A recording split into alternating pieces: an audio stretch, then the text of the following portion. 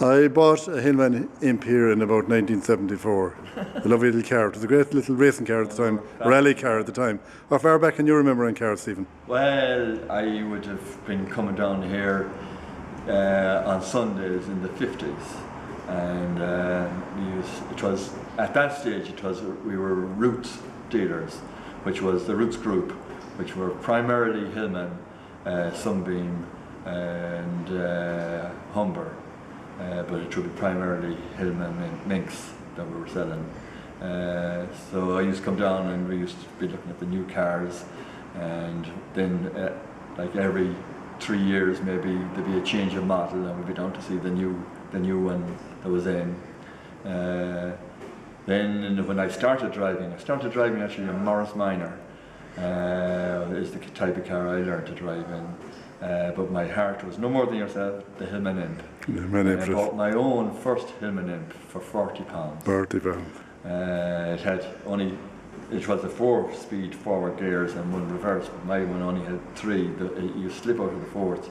But we took the gearbox apart here and did a job on it. And that engine actually and gearbox went into 3 different cars, 3 different Hillman Imps in my time.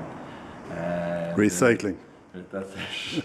Then Roots more or less went out of business, like all English companies, like the old Leylands and Vauxhall. You know, Vauxhall is still there, but they're owned by Opel, which is General Motors. Roots were bought up by Chrysler, and Chrysler also owned at the time Peugeot.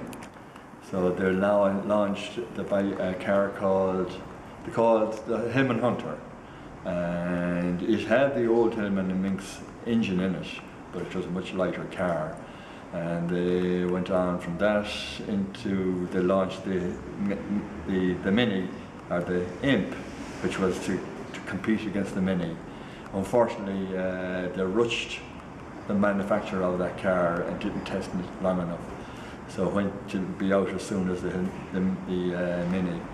So there was a big problem with their water circulation, and the early Imps tend to overheat. I can tell you, happened to me. The heads to go. So they improved on that, but it was too late to compete against the Minis. But then they, as I said, they went into the Hunters, and then they launched the Avengers. And if anyone remembers the old Avenger I had one of them. television series, and they launched it with that song. Oh, there was a big lead up to it, and they launched it anyway. And it was quite a popular car. It was used very much in rallies. And then they launched a car called the Sunbeam, which was a smaller version of the Avenger, and they had the Avenger engine in it, and also, funny enough, they brought out a 1000cc which had the old Hillman Imp engine in it, and it was quite popular. They also launched around that time also the Sunbeam Alpine, and then they brought out the Talbot Solara.